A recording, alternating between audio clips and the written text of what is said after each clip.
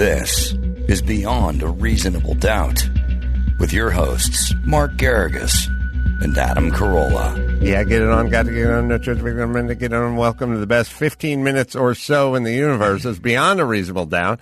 Mark Garrigus in New York City.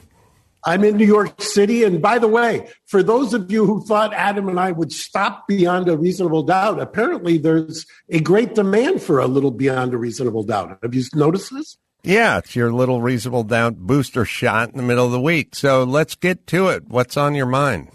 Well, tell me something. There was an article yesterday in the LA Times, and I thought of you immediately when I read it. It was talking about the recall making the ballot. Did you happen to read this article? I do not look at the LA Times these days. Okay, it was astonishing. As somebody who has friends who work at the LA Times, who has read the LA Times, I don't think I was ever a paper boy for the LA Times. I was other papers. But this, I hate to sound like people who scream fake news and the mainstream media and this and that.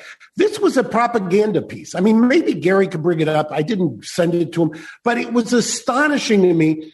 Coming the week after they did the hit piece kind of on Drew, and then they bookended it with kind of a preemptive strike to Antonio Villarosa. And mind you, even as you look at the LA Times online, they were side-by-side articles.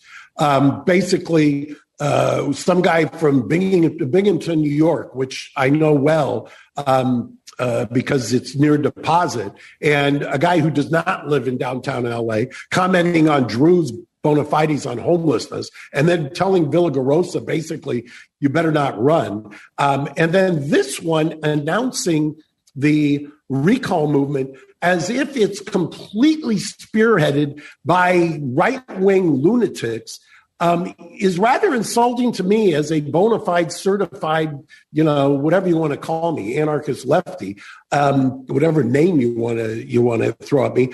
I cannot tell you how many people I know who are longtime Democratic contributors who are disgusted by the fate of California. And I don't understand what is in it for them to just sit here and make this out or buy into this campaign of the talking points. It's really infuriating. Well, also, the newspaper is supposed to be like a baseball umpire. You just call balls and strikes. You don't decide that you're in with one team before the game starts and then call balls and strikes, in conjunction with that relationship. So for some reason, the Los Angeles Times has decided that they're in with Gavin Newsom. Now, Gavin Newsom is arguably in the bottom 5 of all governors in the United States. So if you are the Los Angeles Times and you're touting the virtues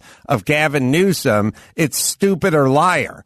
Either you're been bought and sold by Newsom and this is nothing more than a campaign contribution, or you're not journalists because you've not sat back and objectively looked at the job he's done for many different arenas, COVID, homelessness, and beyond, the economy. How about EDD? How about right. the one of the great...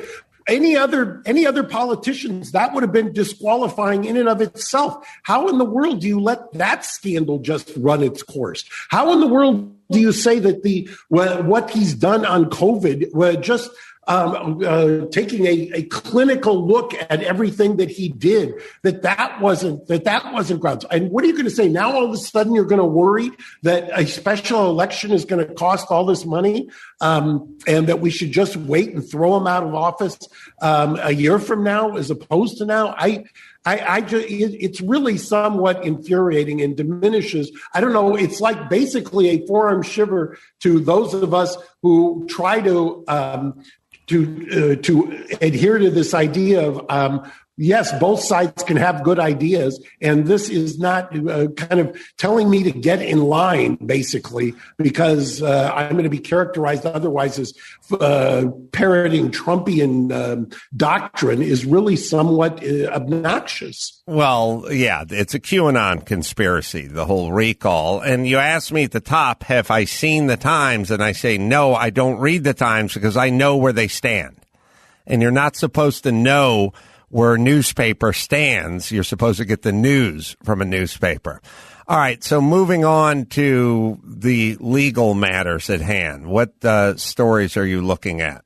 Well, it's interesting, and I'll bring it close to home because it happened on Saturday after we dropped. We had predicted that President Biden would finally utter the words genocide. And people say, well, that's symbolic. And it's really not symbolic. One of the things, and for anybody who's listened to the show knows that one of the fights I've been in for decades has been reparations, whether it's from insurance companies or banks or others, and suing the government of Turkey. In fact, the Insuruk Air Force Base sits on land that was stolen from the Armenians. And I went back and I read a couple of these in-bank treatises, if you will, on the genocide. And there now appears to me to be a path to hold the government of Turkey and some of these German banks who shielded the profits that they garnered in the blood of Armenians legally responsible now, because the federal government has spoken, has called it a genocide. So for those who are wondering why I always harp on this, there is some legal ramifications to this. And it's an interesting place that we're going to be.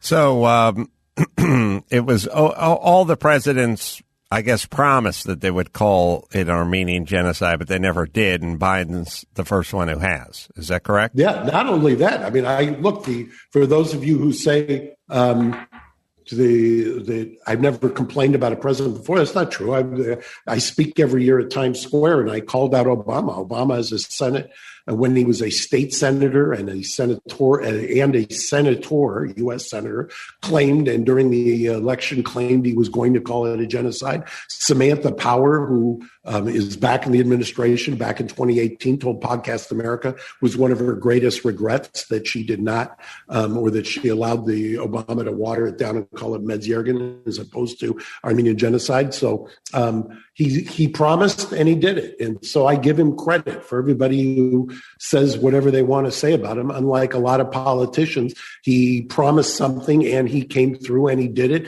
And he did it, by the way, in the face of, the kind of a fractious relationship with Turkey, which is interesting as well. We're in an interesting time internationally with international law and holding people accountable, whether it's in China for human rights and potentially a genocide happening there, Saudi Arabia and what's happening in Yemen. It'll be interesting to see as we re-engage in the international community, whether or not we see some legal cases brought against people who have traditionally been our allies, whether it's Turkey and NATO, whether it's Saudi Arabia for some of the battles they've fought potentially.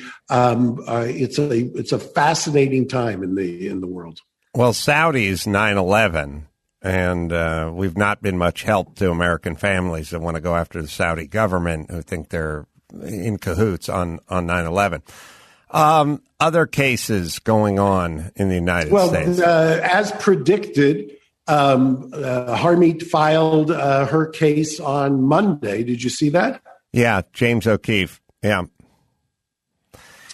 And it'd be interesting to see where that ends up. We may have her back on, and I'm anxious to see. And O'Keefe is the Project Veritas, and he had done several. What do you call those? Do you call them sub rosa, or do you call them hidden camera? They always remind me of Alan Funk, and that's dating myself. And candid camera. Yeah, he does those kind of exposés on folks who work for CNN. I guess they take them out, give them a few beers, and then they explain that they have an agenda. And then he exposes it, and then, I don't know, Twitter, the New York Times or whatever says this is information that's illegally gotten, and we cannot, we can't share it. And it all seems, it seems like the thing that I always talk about Twitter and a lot of big tech and a lot of news platforms, which is they're perfectly happy to look the other way if the agenda is in cahoots with their agenda. But if it goes against their agenda, then all of a sudden they start implementing a lot of rules. And I guess O'Keefe is suing, is it the New York Times, or who's he suing?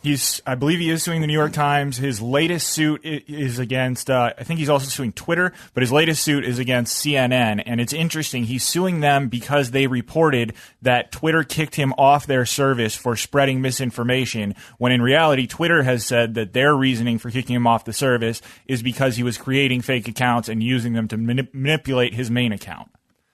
Right. So the thing about... Which is interesting, right? Yeah, well, the thing about O'Keefe is he films people saying things and then puts it up, and then they go fake news, misinformation. It's like, well, I don't know how much more real you can get than actually recording the person saying something and putting it up. You could certainly argue over the modality of collecting the information, but it's hard to argue with the information. Well, and they maybe on the next one we'll have more time. Unfortunately, I've got a hard out here, but there's a real discussion to be had here on that very topic. I mean, I don't understand why when you put something out like that, why the free discourse of ideas can't be engaged in. I mean, why? What are you afraid of if somebody is challenging what it is that you believe? I mean, why do you have to hunker down? Why do you need to police that? Why do you have to police thought? Why do you have to police the idea that maybe there is an edge there? I mean, we started with the LA Times, we end with this. You could make an argument that it's all goring one ideology, but it's really this idea of thought police, which is something that is just scary. First Amendment is broader than that. The First Amendment was designed. I mean, take a look at how the craziness that was colonial America in terms of what was being said about people. I mean, it makes some of these discussions look relatively tame. Well, I think the problem for CNN and some of these other outlets, so in my humble opinion, it's CNN or the Los Angeles Times or Twitter. Back to my analogy, they say we're just humble baseball umpires. We just call balls and strikes. We don't care who's playing. We don't care who's pitching. We don't care who's batting. I just see balls and strikes. Then at some point, Project Veritas gets these people to admit, yeah, we call balls for one team and strikes for the other. And then they want to release it. And then Twitter, who agrees with them not calling balls and strikes, but calling them for one team or another, says, yeah, we can't run that, which is more verification that you're not just calling balls and strikes, that you have an agenda. So I think the worst thing you could say about a news organization, whatever the news organization was, is that they have an agenda. And O'Keefe exposes the agenda, and then Twitter, who says we have no agenda either, says we're taking down your site. So I know, and it's so my thing is just say you have an agenda, right? I just say say it's an opinion piece, or file it under the opinion section, or expand your opinion section. Right. All right, Mark. I know you have a hard out, so we'll get to more of this and maybe even a Tin Horn Flats update when we speak next. And until next time, it's Adam Crow from Mark Garrigus saying mahalo. Thanks for listening to Beyond a Reasonable Doubt. Stay tuned for more bonus episodes coming soon.